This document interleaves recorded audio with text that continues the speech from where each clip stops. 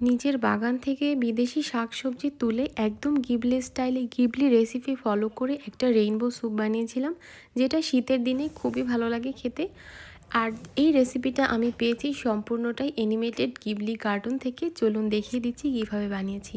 প্রথমেই চলে গেলাম গার্ডেনে। এখানে বকচই শাক, মানে রামেনে যে শাকটা দেওয়া হয়, সেটা লাগিয়েছিলাম। তো সেখান থেকে বেশ কয়েকটা ফ্রেশ দেখে বকচই নিয়ে নিয়েছি। পাতাগুলো বেশ বড় বড় হয়েছে বিনা সারের।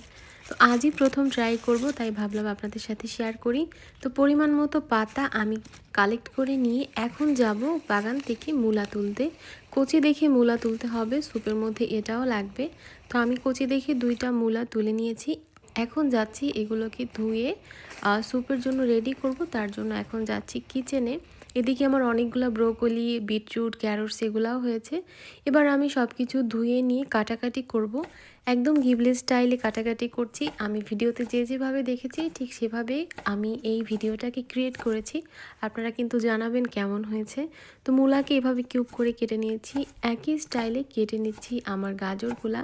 এখানে বেবি ক্যারটস নিলে স্যুপের টেস্টটা ভালো হবে। নিয়েছি একটা আলু, এটাকেও কিউব করে কেটে নিচ্ছি। এবার নিব যা যা নিয়েছি, বিটরুট, আলু, গাজর, ক্যারটস, টমেটো, বকচই, যা যা ছিল। বিটরুট কাটলে হাত এরকম হয়ে যায়, আমার খুব ভালো লাগে বিটরুট।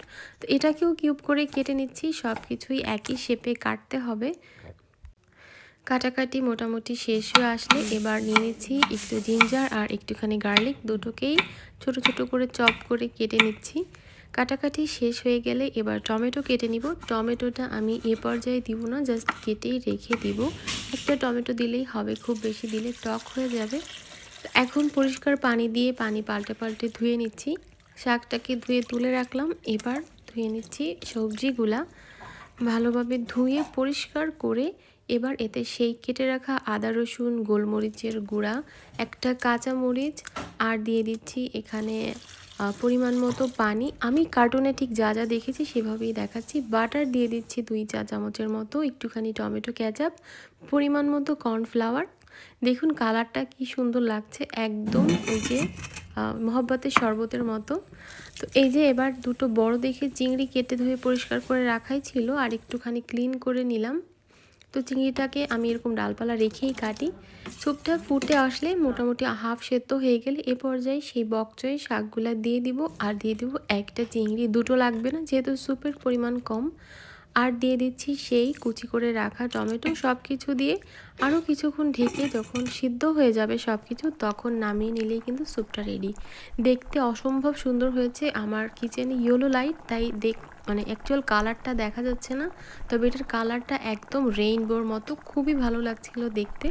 আর টেস্টও কিন্তু অনেক ভালো। আমি প্রথমে ভেবেছিলাম যেহেতু অ্যানিমেটেড স্যুপ কেমন না কেমন হয়, তবে আমি অ্যানিমেশন দেখে করলেও স্যুপের টেস্টটা কিন্তু অনেকটা থাই স্যুপের মতো ছিল, কিন্তু তার থেকে একটু আলাদা। বেশ ভালোই ছিল। আপনারা কিন্তু শীতের সন্ধ্যায় এরকম গিবলি স্টাইলে স্যুপ বানিয়ে খেতে পারেন, বেশ ভালোই। আর এই স্যুপটা রেডি করলে আমাকে অবশ্যই কমেন্টস করে জানাবেন কেমন হলো।